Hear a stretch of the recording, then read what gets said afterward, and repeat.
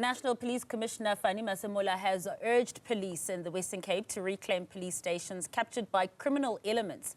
He was addressing new constables that recently joined on the ground in the province.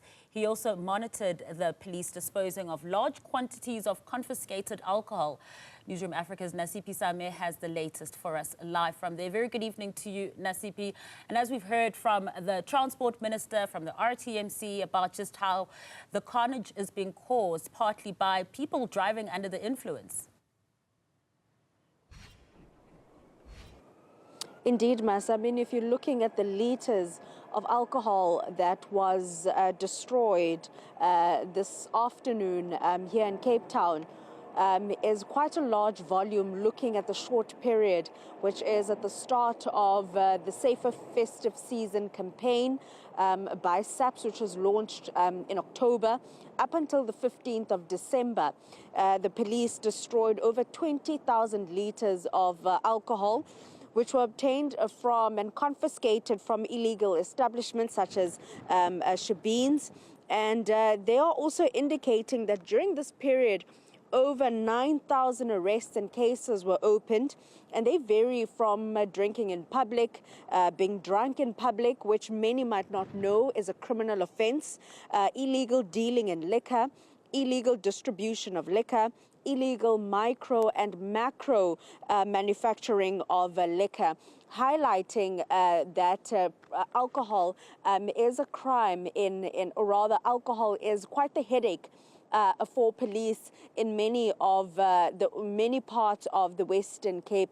Just yesterday, we were at the city of Cape Town Safety and Security, where they were also destroying a large volume of alcohol that were confiscated in public spaces. According to the police, there's been about 10 contributing police stations in the Western Cape, namely Kraaifontein, Nyanga, Mfuleni, Khayelitsha, Harare, Atlantis, Delft, Lwandle, Worcester and Hermanus. And many of these police stations here, policing precincts that are contributing to large volumes that are now found and destroyed by police and confiscating. Many of those communities fall under the Cape Flats, where we see the rampant crime, GBV and sexual offences cases. And just on Wednesday, we were attending the stats released by the Western Cape for the second quarter, where they were highlighting the problematic police stations that also feature on the national top 30 policing precincts that are generating and contributing to the murder rate.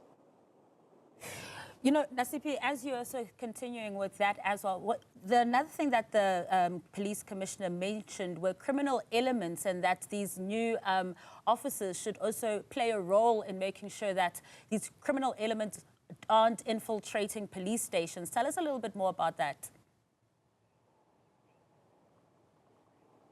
One of the brigadiers, speaking to the over 170 constables that will be bolstering the boots on the ground in the Western Cape, said a very interesting comment, that this is the face of constables that are joining the police service, but also corruption-free faces. And they were lamenting the fact that, taking up a job within police is a service to the community, and that it is their job to work hand in hand with the officers and the community in collecting intel, but also arresting those that are breaking the law. As we know that just earlier on this morning, about 11 anti-gang unit members appeared at the Athlone Magistrate Court for bail application, and we understand there that the bail was denied, and they stand accused of a number of charges, from defeating the ends of justice, but also the alleged murder of a suspected gang member on the 4th of December in Mannenberg. So on that note, the police commissioner also indicating that there are about 50 of these new constables that have been earmarked to join that very specialized unit that goes into these communities on the Cape Flats, where gang violence and gun violence is rampant. Nasiphi, thank you so much for that report. Corruption-free faces, that's a quote coming from a brigadier who was also speaking there. That is our reporter, Nasiphi Same, in the Western Cape.